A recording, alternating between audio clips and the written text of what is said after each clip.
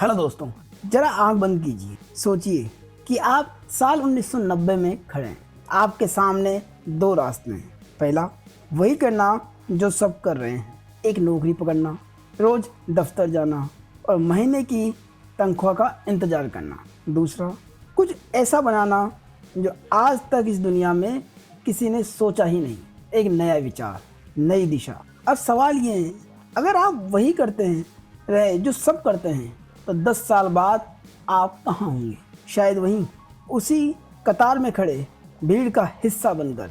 लेकिन अगर आपने कुछ नया करने की हिम्मत की तो दुनिया आपको याद रखेगी। 0 to 1 यानी कुछ ऐसा बनाना जो पहले कभी था ही नहीं।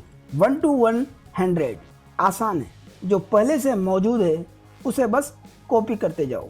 लेकिन असली क्रिएटिविटी, असली इज्जत और असली दौलत तब बनती है जब आप 0 to 1 तक की छलांग लगाते हैं। सोचिए, अगर लैरी पेज और सर्गेई ब्रिन ने बस एक और याहू जैसी कंपनी बनाई होती तो शायद आज गूगल नाम की कोई चीज़ न होती। तो सवाल आपसे है, क्या आप भी वही करेंगे जो सब कर रहे हैं, या फिर वो कदम उठाएंगे जो आपको 0 से 1 की यात्रा पर ले जाएगा? और यही किताब हमें सिखाएगी कैसे भीड़ से अलग सोचना है, कैसे मोनोपोली बनानी है और कैसे भविष्य को अपने हाथ से गढ़ना है। Chapter 1, challenge of the future. क्या भविष्य अपने आप हमारे सामने खुल जाएगा या फिर हमें ही उसे गढ़ना होगा? यही सवाल इस अध्याय की असली धड़कन है। सोचिए, अगर आप 20 साल बाद की दुनिया की एक झलक देख पाते तो कैसा लगता? क्या सब कुछ वैसा ही होता जैसा आज है, बस थोड़ी तकनीक आगे बढ़ी होती, या फिर बिल्कुल नई दुनिया, नई सोच और नए नियम?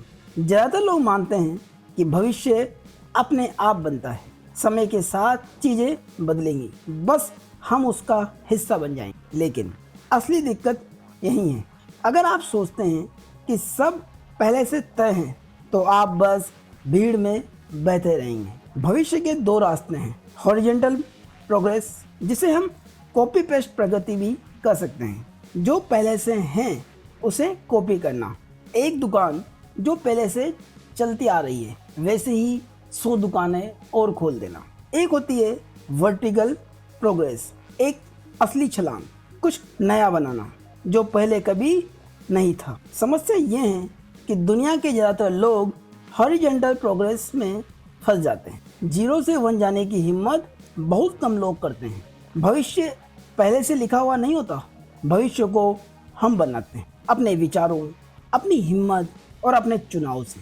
0 से 1 की छलांग तभी लगेगी जब हम नई ऊर्जा से काम करेंगे, नई खोज करेंगे, नया बिजनेस मॉडल बनाएंगे और दुनिया को एक नई दिशा देंगे। जरा कल्पना कीजिए, एक ऐसी दुनिया जहां हर कोई बस वही कर रहा है जो पहले से मौजूद है, कॉपी की कॉपी करता जा रहा है। उस दुनिया में कोई एक्साइटमेंट नहीं, कोई डिस्कवरी नहीं। अब सोचिए दूसरी दुनिया के बारे में, जहां कोई साइंटिस्ट नई मेडिसिन खोजता है, कोई एंटरप्रेन्योर नया ऐप बनाता है और कोई आर्टिस्ट नया कला का एक नया स्वरूप इजाद करता है। यही वो फ्यूचर है जहां जीना वाकई में जीवन को सफल बनाता है। आज रात बस 10 मिनट बैठकर ये सोचिए, मैं जो कर रहा हूँ उसमें मैं कॉपी कर रहा हूँ या कुछ नया बना रहा हूँ। लेकिन रुकिए, अगर सब कुछ नया बनाने की कोशिश करें तो क्या हर आइडिया काम करेगा? जानेंगे अगले चैप्टर 2, पार्टी लाइक ईस्ट 1999। कभी कभी सबसे बड़ी गलतियाँ तब होती है जब पूरी दुनिया को लगता है कि वो जीत रही है। जरा कल्पना कीजिए, साल 1999 .com कंपनियां हर जगह छा रही थी, हर अखबार, हर न्यूज़ चैनल, हर कॉन्फ्रेंस में बस यही चर्चा, इंटरनेट ही भविष्य है। लोग मान बैठे थे कि अगर कंपनियों के नाम में .com है तो वो जरूर सफल होगी। भविष्य बस आंखों के सामने चमक रहा था, लेकिन असली तस्वीर कुछ और ही थी। इस दौर की सबसे बड़ी दिक्कत यही थी, हर कोई बस भीड़ के पीछे भाग रहा था। इन्वेस्टर्स आंख मूंद कर पैसे डाल रहे थे। एंटरप्रेन्योर्स बिना सोचे समझे स्टार्टअप शुरू कर रहे थे, लेकिन ये एक धोखा था। ज़्यादातर कंपनियां बिना असली बिजनेस मॉडल के बस हाइप पर चल रही थी, और हुआ भी वही। कुछ सालों में बबल फूट गया, हजारों कंपनियां डूब गई, सपनों की जगह हजारों लोगों के कैरियर और पैसों का सफाया हो गया। इस हादसे ने एक गहरी सीख दी, सिर्फ फ्यूचर की लहर पर सवार होकर चलना काफ़ी नहीं है। ज़रूरी है कि आपके पास मजबूत नींव और स्पष्ट दिशा हो। सच्चा बिजनेस हाइप से नहीं, बल्कि रियल वैल्यू और सस्टेनेबिलिटी से बनता है। यही कारण है कि .com क्रैश से कुछ ही कंपनियां बच पाई, क्योंकि उनके पास क्लियर मिशन और साउंड स्ट्रेटजी थी। भीड़ की अंधी दौड़ में मत फंसिए। हर ट्रेंड में कूदने से पहले ठहर कर पूछिए, इसका असली वैल्यू क्या है? क्या ये लॉन्ग टर्म टिक पाएगा? क्या इसमें मेरा यूनिक योगदान है? फ्यूचर जीतने वाले वही होते हैं जो नशे में डूबी भीड़ से अलग, साफ दिमाग से सोचते हैं। जेफ बेजोस ने 90 के दशक में अमेजन को सिर्फ ट्रेंड की लहर पर नहीं, बल्कि लॉन्ग टर्म कस्टमर वैल्यू पर खड़ा किया। यही वजह है कि आज अमेजोन बचा और बाकी हजारों .com कंपनियां मिट गई। लेकिन अगला सवाल ये है, अगर हर कंपनी ट्रेंड से बचकर अलग बनना चाहती है, तो आखिर सफल कंपनियां एक दूसरे से अलग कैसे होती है? यही राज हम अगले चैप्टर में जानेंगे। Chapter 3, all happy companies are different. क्या आपने कभी सोचा है क्यों कुछ कंपनियां दशकों तक फलती फूलती हैं और कुछ सालों में गायब होने वाली कंपनियां भी होती हैं? ज़्यादातर लोग मानते हैं कि एक जैसी मेहनत करने वाली कंपनियों को समान सफलता मिलनी चाहिए, लेकिन सच्चाई इसके उलट है। हर बड़ी, सफल और खुश कंपनी अलग होती है। उनकी ताकत इस बात में है कि उन्होंने कुछ ऐसा अनोखा बनाया है जिसे कोई और कॉपी नहीं कर सकता। कंपनियों की सबसे बड़ी चुनौती ये होती है कि वो भीड़ में खो जाती है।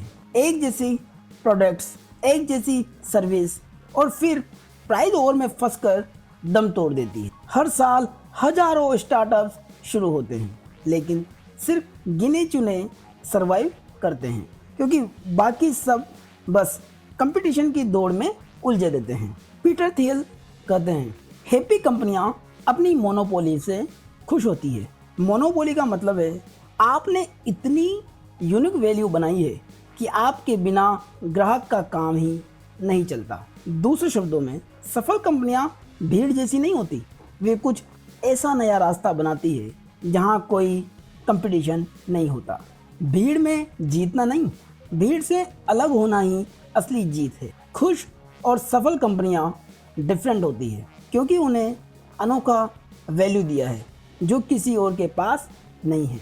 जेके रोलिंग ने हैरी पॉटर लिखते समय सिर्फ एक और बच्चों की किताब नहीं लिखी, उन्होंने एक बिल्कुल नई जादुई दुनिया बनाई।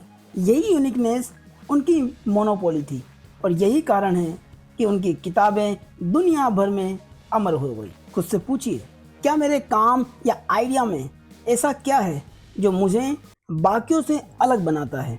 अगर जवाब नहीं है तो आपको अभी अपनी यूनिक एज खोजनी होगी। लेकिन सवाल ये है, अगर कंपटीशन इतनी ख़राब है तो क्या हमें इससे हमेशा दूर भागना चाहिए? जानेंगे इसका इलाज अगले चैप्टर में। Chapter 4, ideology of competition. क्या सच में कंपटीशन हमें बेहतर बनाता है या फिर ये हमें मीडियोक्रिटी की जंजीर में बांध देता है? हम बचपन से सुनते आए हैं प्रतियोगिता अच्छी होती है। स्कूल में मार्क्स की दौड़, कॉलेज में प्लेसमेंट की दौड़ और काम में प्रमोशन की दौड़। लेकिन क्या कंपटीशन हमेशा हेल्दी होती है? क्या ये हमें सच में ग्रो कराती है या बस एक रेट रेस में धकेल देती है जहां सब एक दूसरे को हराने में लगे रहते हैं और असली इनोवेशन मर जाता है? कंपटीशन की आइडियोलॉजी यही है कि दूसरे से बेहतर बनो, लेकिन इस सोच में प्रॉब्लम है। आपका पूरा फोकस कंपटीटर पर रहता है, न कि कस्टमर या इनोवेशन पर। नतीजा ये होता है कि कंपनियां एक दूसरे की कॉपी करती है। स्कूल सिस्टम बच्चों को दूसरों से बेहतर साबित करने में खपा देता है और ऑर्गेनाइजेशंस अपने राइवल से लड़ते लड़ते खुद थक जाती है। अक्सर सबसे ज़्यादा एनर्जी, सबसे ज़्यादा टैलेंट बस एक दूसरे को हराने में बर्बाद हो जाता है। जबकि असली समझ ये है, कंपटीशन से अटेंशन कंपटीटर पर जाता है, जबकि मोनोपोली और यूनिकनेस से अटेंशन कस्टमर और वैल्यू क्रिएशन पर जाता है। थियल का कहना है, अगर आप दूसरों से बेहतर बनने की कोशिश करेंगे तो आप कभी भी ट्रूली ग्रेट नहीं बन पाएंगे, लेकिन अगर आप अलग बनने की कोशिश करेंगे तो आपको कोई मुकाबला करने वाला मिलेगा ही नहीं। सोचिए, दो खिलाड़ी शतरंज खेल रहे हैं, दोनों की पूरी ऊर्जा बस अगले मूव को काउंटर करने में जा रही है, लेकिन अचानक तीसरा खिलाड़ी बोर्ड से बाहर जाता है और रियल वर्ल्ड में बिल्कुल नया खेल इवेंट करता है। भीड़ उन दोनों शतरंज खिलाड़ियों को भूल जाती है और बस उस नए खेल की ओर खिंच जाते हैं। यही होता है जब आप कंपटीशन से हटकर क्रिएशन पर ध्यान लगाते हैं। कंपटीशन आपको व्यस्त करेगा, लेकिन असली ग्रोथ तब होती है जब आप कंपटीशन से बाहर निकलकर क्रिएशन पर ध्यान देते हैं। जीतने वाले वे हैं जो नए रूल्स बनाते हैं, न कि पुराने रूल्स में लड़ते रहते हैं। निकोला टेस्ला और थॉमस एडिसन की लड़ाई मशहूर थी। एडिसन ने कंपटीशन में अपना ज़्यादातर समय टेस्ला को हराने में लगाया, लेकिन टेस्ला ने नए विचारों पर ध्यान दिया और ऐसी करंट जैसे इनोवेशन देकर भविष्य बदल दिया। खुद से पूछिए, क्या मैं सिर्फ किसी को हराने में लगा हूँ या सच में कुछ नया और अलग बना रहा हूँ? लेकिन जब फ्यूचर बनाने की बात आती है तो क्या अर्ली मूव होना ही सही है या असली फ़ायदा लास्ट मूवर को मिलता है? जानेंगे अगले चैप्टर में। Chapter 5, last mover advantage. क्या जीतने वाला वही है जो सबसे पहले मैदान में उतरता है, या वो जो अंत में आखिरी और निर्णायक चाल चलता है? बिजनेस की दुनिया में अक्सर कहा जाता है फास्ट मूवर एडवांटेज, यानी जो पहले आया वही बाजी मार लेगा, लेकिन हकीकत इससे कहीं गहरी है। इतिहास में कई बार ये साबित हुआ है कि पहले आने वाले नहीं, बल्कि आखिरी और टिकाऊ विजेता ही असली बाजीगर बनते हैं। बहुत सी कंपनियां जल्दी लॉन्च करके सोचती है कि वो जीत जाएगी, लेकिन जल्दी आने का मतलब अक्सर जल्दी गलती करना भी होता है। टेक्नोलॉजी बदल जाती है, ग्राहक का टेस्ट बदल जाता है और पायोनियर कंपनियां बेईमानी हो जाती है। दूसरी तरफ जो कंपनी पैशंस रखती है और मार्केट को समझकर परफेक्ट टाइमिंग के साथ आती है, वही मोनोपोली बनाती है। लेखक कहते हैं, सिर्फ शुरू में आना काफ़ी नहीं है, सही समय पर और लंबे समय तक टिकना ही गेम चेंजर है। लास्ट मूवर एडवांटेज का मतलब है आपका प्रोडक्ट या कंपनी इतनी मजबूत लेगेसी छोड़ जाए कि भविष्य में कोई और आपकी जगह न ले सके। बिजनेस में असली जीत शॉर्ट टर्म पॉपुलैरिटी से नहीं, बल्कि लॉन्ग टर्म मोनोपोली और सस्टेनेबिलिटी से मिलती है। सवाल ये नहीं कि आप सबसे पहले हैं या नहीं, सवाल ये है कि आप आखिर तक टिकने और इतिहास में नाम छोड़ने वाले हैं या नहीं। एप्पल पहला स्मार्टफोन बनाने वाली कंपनी नहीं थी, लेकिन उन्होंने ऐसा आईफोन बनाया जिसने पूरी मोबाइल इंडस्ट्री को रीडिफाइन कर दिया। आज स्मार्टफोन का नाम आते ही आईफोन एक सिंबल बन गया। लेकिन क्या सच में हर इंसान अपने फ्यूचर का मालिक होता है, या फिर सब कुछ लक और चांस पर निर्भर है? जानेंगे अगले chapter 6, you are not a lottery ticket. क्या आपकी ज़िंदगी सिर्फ किस्मत की लॉटरी पर टिकी है, या आप अपने भविष्य को खुद गढ़ सकते हैं? हम अक्सर लोगों को कहते सुनते हैं, बस किस्मत अच्छी होनी चाहिए, जैसे जीवन कोई बड़ा लॉटरी गेम है जहाँ जीत हार पूरी तरह चांस पर निर्भर है। लेकिन क्या सच में हमारी मेहनत, सोच और प्लानिंग का कोई महत्व नहीं?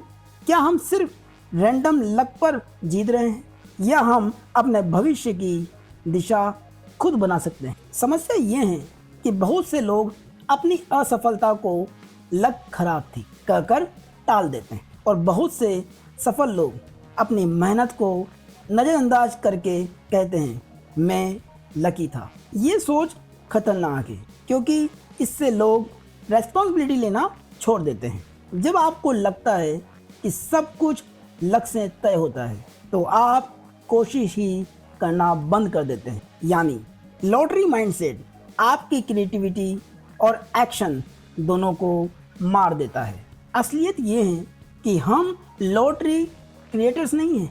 हमारे चॉइसेस, हमारी स्ट्रेटजी और हमारी मेहनत ही हमारी डेस्टिनी बनाती है। लेखक कहते हैं ग्रेट कंपनियां और ग्रेट लोग सिर्फ लक से नहीं बनते, वे क्लैरिटी, फोकस और डिलिब्रेट एक्शन से बनते हैं। यानी अगर आप मान लेंगे कि आप लॉटरी टिकट नहीं हैं, तो आप अपनी लाइफ को डिज़ाइन करना शुरू करेंगे, ना कि बस वेट करेंगे।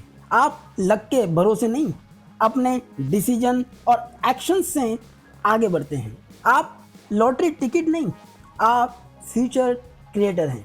जब आप रेस्पॉन्सिबिलिटी लेते हैं, तो आप अपनी डेस्टिनी को शेप कर सकते हैं। ओपरा विन्फ्रे को लोग अक्सर लकी कहते हैं कि उन्हें मौका मिला, लेकिन उन्होंने गरीबी, संघर्ष और रिजेक्शन से निकलकर अपनी मेहनत और विजन से मीडिया की दुनिया बदली। लेकिन सवाल ये है, जब सक्सेस लक पर नहीं, एक्शंस पर निर्भर है, तो असली सिग्नल क्या है जिस पर हमें ध्यान देना चाहिए? जानेंगे अगले चैप्टर 7, फॉलो द मनी। क्या आपने कभी सोचा है कि पैसे का असली बहाव कहाँ जाता है, और क्यों ज़्यादातर कमाई कुछ ही कंपनियों के हाथों में सिमट जाती है? बिजनेस की दुनिया में सबसे दिलचस्प रहस्य यही है। हर साल हजारों नई कंपनियां शुरू होती है, लेकिन असली प्रॉफिट का बड़ा हिस्सा सिर्फ कुछ कंपनियां कमा लेती है। क्यों? क्योंकि पैसा हमेशा वहां जाता है जहां मोनोपोली और यूनिक वैल्यू हो। बाकी कंपटीशन में उलझी कंपनियां बस सर्वाइवल में लगी रहती है। बहुत से एंटरप्रेन्योर्स मानते हैं कि अगर मैं बस मार्केट में टिक जाऊं तो सब ठीक है, लेकिन टिकना और जीतना अलग बातें हैं। मार्केट का स्ट्रक्चर ऐसा है कि कुछ इंडस्ट्रीज में कंपटीशन इतना ज़्यादा है कि प्रॉफिट लगभग शून्य होता है। दूसरी तरफ कुछ इंडस्ट्रीज में इतनी ताकत और मोनोपोली होती है कि प्रॉफिट का ज़्यादातर हिस्सा वहीं जमा हो जाता है। समस्या ये है कि बहुत सी कंपनियां उस भीड़ में उतर जाती है जहां पहले से ही 100 खिलाड़ी है। नतीजा, पैसा कहीं और चला जाता है। सीख ये है, अगर आप पैसे का असली खेल समझना चाहते हैं तो सिर्फ काम मत कीजिए, फॉलो द मनी कीजिए। यानी सोचिए कौन सा बिजनेस मॉडल प्रॉफिट कैप्चर करता है, कौन सा इंडस्ट्री स्ट्रक्चर मोनोपोली को सपोर्ट करता है, कहाँ पैसे की नदी बह रही है और आप उसे कैसे पकड़ सकते हैं। ग्रेट कंपनियां वही है जिन्होंने ये पैटर्न समझा और सही जगह इन्वेस्ट किया। हर कंपनी सरवाइव कर सकती है, लेकिन सिर्फ वही कंपनियां अमीर बनती है जो वैल्यू कैप्चर करती है। बिजनेस सिर्फ प्रोडक्ट बनाने का खेल नहीं, बल्कि पैसा कहाँ और कैसे टिकेगा ये समझने का खेल है। गूगल ने सिर्फ सर्च इंजन नहीं बनाया, बल्कि एड्स का ऐसा मॉडल बनाया जिससे दुनिया का एडवर्टाइजिंग रेवेन्यू आपके पास बहने लगा। यही फॉलो द मनी की असली ताकत है। अपने काम या बिजनेस को देखिए और सोचिए, क्या मैं वैल्यू क्रिएट करने के साथ साथ वैल्यू कैप्चर भी कर रहा हूँ? लेकिन असली सवाल ये है, अगर कुछ इंडस्ट्रीज़ और आइडियाज़ इतनी प्रॉफिटेबल है तो क्या उनके सीक्रेट्स सबके सामने होते हैं या वो छुपे रहते हैं? जानेंगे अगले चैप्टर 8, सीक्रेट्स। क्या इस दुनिया में अब भी कोई रहस्य बचा है, या बस हम ये मान लें कि सब कुछ पहले से ही खोज लिया गया है? हम अक्सर सोचते हैं कि आज की मॉडर्न वर्ल्ड में कुछ छुपा नहीं है। गूगल हर सवाल का जवाब दे देता है। वैज्ञानिक रिसर्च ने लगभग हर क्षेत्र में रोशनी डाल दी है। तो क्या वाकई सीक्रेट्स खत्म हो चुके हैं? पीटर थियल कहते हैं नहीं, असल में हर बड़ा ब्रेक थ्रू एक छुपे हुए रहस्य से शुरू होता है। लेकिन असली दिक्कत ये है कि सोसाइटी हमें सीक्रेट्स खोजने से रोकती है। स्कूल हमें सिखाते हैं कि सही जवाब वही है जो किताब में छुपा है। कंपनियां चाहती है कि हम स्टैंडर्ड्स प्रोसेस फॉलो करें। लोग मानते हैं कि सब कुछ पहले ही खोजा जा चुका है। ये माइंडसेट हमें कॉन्फर्मिस्ट बना देता है, यानी हम क्राउड का हिस्सा बनकर वही करते हैं जो सब कर रहे हैं। लेकिन सच ये है कि दुनिया में अभी भी अनगिनत सीक्रेट्स छुपे हैं, चाहे वो टेक्नोलॉजी में हो, मेडिसिन में हो, या फिर हमारे रोज़मर्रा की प्रॉब्लम्स में। एंटरप्रेन्योर्स का काम ही यह है कि वे हिडन टूल्स को पहचानना जो सबको दिखते हैं, लेकिन कोई उन्हें सीरियसली नहीं लेता। जैसे जब सब मानते थे कि इलेक्ट्रिक कार्स प्रैक्टिकल नहीं है, तो एलन मस्क ने सीक्रेट समझा। बैटरी टेक्नोलॉजीज तेजी से इम्प्रूव हो रही है। यही इंसाइट टेस्ला को बदल गई। सीक्रेट्स एग्जिस्ट करते हैं, लेकिन उन्हें वही ढूंढ पाता है जो क्राउड से अलग सोचने की हिम्मत करता है। बड़ा बिजनेस और बड़ी इनोवेशन हमेशा किसी छुपे हुए ट्रुथ पर खड़ी होती है। मैरी क्यूरी सबके सामने वही प्रयोग कर रही थी, लेकिन उन्होंने सीक्रेट देखा। रेडियो एक्टिविटी की दुनिया में छुपे अनजाने कण। उनकी डिस्कवरी ने साइंस की दिशा बदल दी। लेकिन रहस्य खोजने के बाद भी सवाल यही है, किस तरह उन सीक्रेट्स पर एक मजबूत फाउंडेशन बनाई जाए। जानेंगे अगले चैप्टर 9 फाउंडेशंस। क्या आपने कभी सोचा है कि एक इमारत गलत नींव पर बने तो उसका भविष्य कैसा होगा? बिजनेस भी उसी तरह है। अगर फाउंडेशन गलत हो तो भविष्य चाहे जैसा भी चमकदार दिखे, सब ढह जाता है। हर स्टार्टअप एक सपने की तरह शुरू होता है, लेकिन उस सपने का असली आधार क्या है? फाउंडेशन यानी शुरुआती डिसीजन ही तय करते हैं कि कंपनी लंबा चलेगी या बीच रास्ते में बिखर जाएगी। लेखक कहते हैं कि स्टार्टअप की सबसे बड़ी ताकत उनकी फाउंडेशंस है। सबसे बड़ी मुश्किल ये होती है कि शुरुआती समय में लिए गए डिसीजन छोटे लगते हैं, लेकिन उनका असर सालों तक रहता है। को फाउंडेशंस के बीच ट्रस्ट की कमी कंपनी को तोड़ सकती है। इक्विटी का गलत बंटवारा आगे जाकर बड़ा झगड़ा बन सकता है। गलत लोगों की शुरुआत में जोड़ना फ्यूचर कल्चर को खराब कर देता है। यही फाउंडेशन की गलती का असर धीरे धीरे दिखता है, लेकिन जब तक समझ में आता है तब तक कंपनी हिल चुकी होती। तो समाधान क्या है? स्टार्ट राइट, यानी शुरुआत में ही साफ सोच और साफ स्ट्रक्चर रखना जरूरी है। सही को फाउंडर्स चुनें जिनका विजन और वैल्यूज आपके मेल खाता हो। इक्विटी डिस्ट्रीब्यूशन स्पष्ट और फेयर हो। कल्चर ऐसा बने शुरुआत में जो टीम वर्क और लॉन्ग टर्म थिंकिंग को सपोर्ट करे।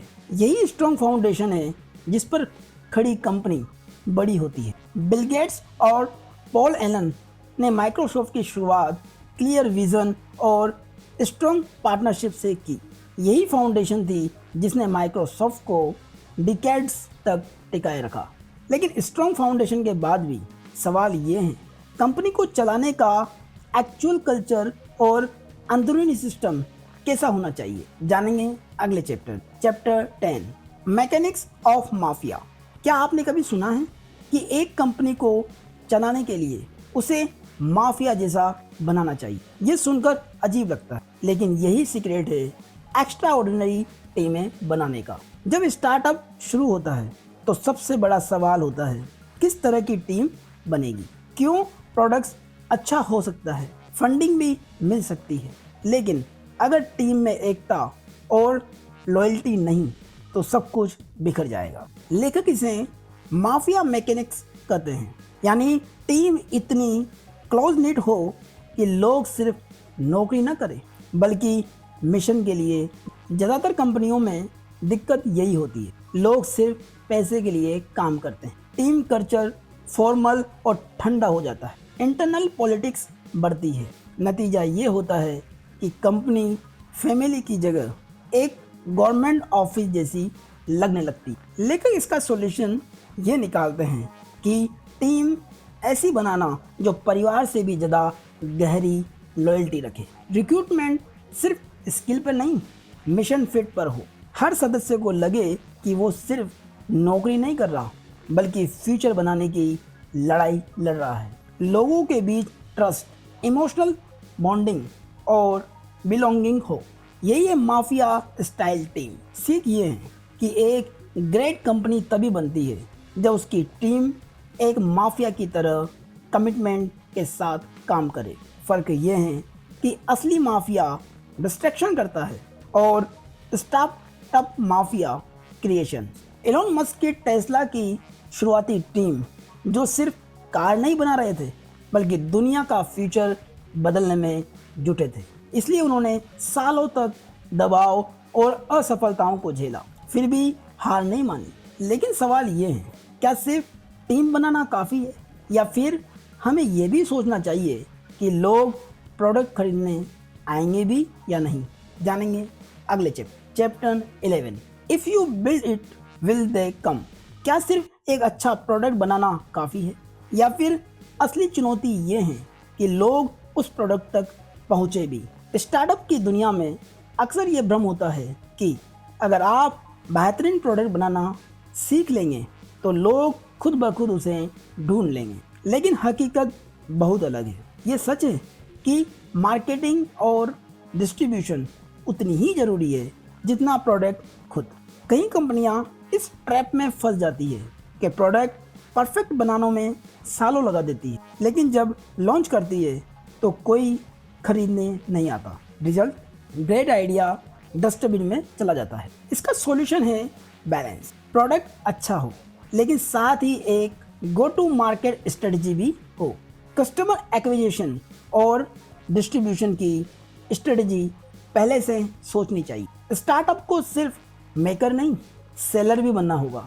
यानी रूल ये है, प्रोडक्ट बनाओ और लोगों तक उसे पहुंचाने का रास्ता भी बनाओ। फर्क और सीख साफ है, बिल्डिंग और सेलिंग दोनों स्किल्स एक दूसरे के बिना अधूरी है। स्टार्टअप को सिर्फ साइंटिस्ट या इंजीनियर नहीं बल्कि सेल्समैन भी चाहिए। ओपरा विनफ्रे ने सिर्फ टीवी शो नहीं बनाए बल्कि ऑडियंस से जुड़ने की कला सीखी। यही कारण है कि वो सिर्फ कंटेंट क्रिएटर नहीं रही बल्कि ग्लोबल आइकॉन बन गई। लेकिन सवाल ये है कि मशीनें और इंसान क्या दोनों एक दूसरे के अगेंस्ट है या मिलकर एक बेहतर फ्यूचर बना सकते हैं? जानेंगे अगले चैप्टर 12, मैन एंड मशीन।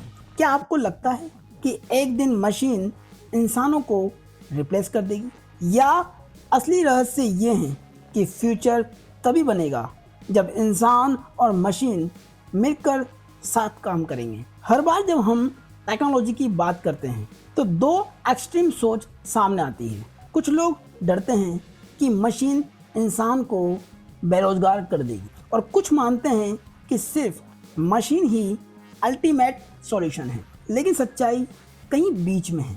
असली पावर इंसान और मशीन से एक साथ काम करने में है। इतिहास में हमने ये देखा है कि जब कैलकुलेटर्स आए तो लगा अकाउंटेंट की ज़रूरत ख़त्म हो जाएगी। जब कंप्यूटर आए तो लगा क्लर्क्स बेरोजगार हो जाएंगे। जब एआई और रोबोट्स आए तो डर और बढ़ गया है।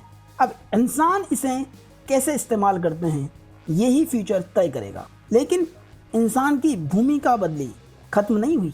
मशीन डेटा, स्पीड और रिपीटेशन में एक्सपर्ट है। इंसान इमेजिनेशन, एम्पैथी और जजमेंट में बेजोड़ है। अगर हम इन दोनों को जोड़ दें तो एक ऐसा कॉम्बो बनता है जो किसी भी तरह अकेले से कहीं बेहतर है। फ्यूचर में इंसान बनाम मशीन नहीं होगा, बल्कि मशीन और इंसान मिलकर एक बेहतरीन फ्यूचर का निर्माण करेंगे। स्टार्टअप फाउंडर्स को टेक्नोलॉजी को ऐसे देखना चाहिए जैसे पार्टनर, ना कि जैसे राइवल। लेकिन सवाल ये है, अगर इंसान और मशीन मिलकर काम कर सकते हैं तो क्या ये मिलकर दुनिया को ग्रीन बना पाएंगे? जानेंगे अगले चैप्टर 13। क्या कभी आपने सोचा है कि दुनिया को बचाने का सबसे बड़ा बिजनेस अपॉर्चुनिटी भी हो सकता है? लेकिन क्या हर ग्रीन आइडिया वाकई काम करता है? पिछले दशक में सबसे ज़्यादा चर्चा जिस सेक्टर की रही है वो है ग्रीन एनर्जी और क्लाइमेट फ्रेंडली स्टार्टअप्स। हर तरफ स्लोगन्स गूंजते हैं, save the planet, go green. लेकिन सवाल ये है, क्या सिर्फ अच्छा इरादा ही सक्सेसफुल बिजनेस बनाने के लिए काफ़ी है? समस्या ये रही है कि बहुत सारे ग्रीन स्टार्टअप्स भीड़ का हिस्सा बन गए। सबने सोलर, विंड, बायोफ्यूल में हाथ आजमाया, लेकिन बहुत कम सरवाइव कर पाए। कारण कंपटीशन बहुत ज़्यादा, technology half ready, business model बहुत ज़्यादा वीक रहा। सिर्फ ग्रीन होना ही यूएसपी नहीं हो सकता जब तक आप रियल मोनोपोली एडवांटेज नहीं बना पाते। सक्सेसफुल ग्रीन कंपनी वही बनेगी जो सिर्फ एनवायरनमेंट के नाम पर काम न करे, बल्कि अलग सॉल्यूशन दे जो बाकी सबसे फंडामेंटली अलग हो। यानी 0 to 1 का प्रिंसिपल यहाँ भी वही है, कॉपी मत करो, नया बनाओ। सॉल्यूशन साफ है, सिर्फ ग्रीन होना काफ़ी नहीं है, ग्रीन में भी यूनिक होना जरूरी है। सक्सेसफुल फ्यूचर वही होगा जहाँ कंपनियाँ सच में नए सॉल्यूशन बनाएगी जो दुनिया को भी बचाए और मोनोपोली भी बने। एलन मस्क का टेस्ला सिर्फ इलेक्ट्रिक होने से नहीं जीता, उसने हाई परफॉर्मेंस कार बनाई जिन्हें लोग लग्जरी सिंबल की तरह देखते हैं। यही उसका मोनोपोली एज बना। लेकिन असली सवाल ये है, जब कोई फाउंडर बहुत बड़ा बन जाता है तो क्या वो इंसान ही रहता है या पैराडॉक्स बन जाता है? जानेंगे अगले चैप्टर 14, द फाउंडर्स पैराडॉक्स। एक फाउंडर को सुपर हीरो समझना चाहिए या पागल विजनरी, क्योंकि इतिहास गवाह है हर महान फाउंडर के भीतर दो चेहरे छिपे होते हैं। जब भी हम किसी स्टार्टअप फाउंडर की बात करते हैं तो हमें वो एक्स्ट्रा ऑर्डिनरी लगता है जो बाकी सबसे अलग सोचता है। लेकिन पैराडॉक्स ये है कि वही क्वालिटीज़ जो उसे महान बनाती है कभी कभी खतरनाक भी साबित होती है। फाउंडर्स अक्सर एक्सट्रीम्स में जीते हैं, या तो वो बहुत आइडियलिस्टिक होते हैं या बहुत प्रैक्टिकल, या तो लोग उन्हें विजनरी मानते हैं या फिर एरोगेंट। समस्या ये है कि सोसाइटी को हीरोज़ चाहिए, लेकिन हीरोज़ इंसान भी होते हैं, और जब एक्सपेक्टेशंस और रियलिटी टकराती है तो कंट्रोवर्सी पैदा होती है। असली समझ ये है कि हर फाउंडर के अंदर कॉन्ट्राडिक्शंस होते हैं। वो पैराडॉक्स ही उन्हें नॉर्मल लोगों से अलग बनाता है। सवाल ये नहीं है कि फाउंडर परफेक्ट है या फ्लॉड, सवाल ये है कि क्या वो अपनी कॉन्ट्राडिक्शंस को हैंडल कर सकता है, क्या वो एक्सट्रीम नेचर को चैनल कर सकता है। इमेजिन कीजिए, एक फाउंडर रात के 3 बजे ऑफिस में बैठा है, टेबल पर कॉफ़ी के खाली कप है, दीवारों पर अधूरे स्केच और चार्ट्स, उसकी आंखें थकी हुई है, लेकिन दिमाग फ्यूचर के मिलियनियर डॉलर डिसीजन में दौड़ रहा है। वो एक ही वक्त पर ड्रीमर भी है और फाइटर भी। सीख साफ है, ग्रेट फाउंडर्स कॉन्ट्राडिक्शंस के बावजूद आगे बढ़ते हैं। वो अपने पैराडॉक्स को वीकनेस नहीं बल्कि स्ट्रेंथ बना लेते हैं। स्टीव जॉब्स को लोग विजनरी भी मानते थे और डिफ़िकल्ट भी। वो परफेक्शनिस्ट थे, जिस वजह से उन्होंने आईफोन जैसा प्रोडक्ट बनाया। लेकिन वही परफेक्शनिज्म कई बार टीम के लिए नाइटमेयर भी बन गया। अब एक आखिरी सवाल, अगर आप कल से वही पुराने तरीके से चलना जारी रखें जो क्या कुछ बदलने वाला है, या आप अभी वही कदम उठाएंगे जो आपको 0 to 1 की तरफ ले जाए। वही एक कदम जो एक नया नियम, एक अलग सोच, एक मोनोपोली जैसी ताकत बनाना और एक नई सोच के साथ आगे बढ़े। ये वीडियो पसंद आया हो तो लाइक करें, कमेंट करें और चैनल को सब्सक्राइब करें और हाइप बटन पर क्लिक करना ना भूलें। धन्यवाद।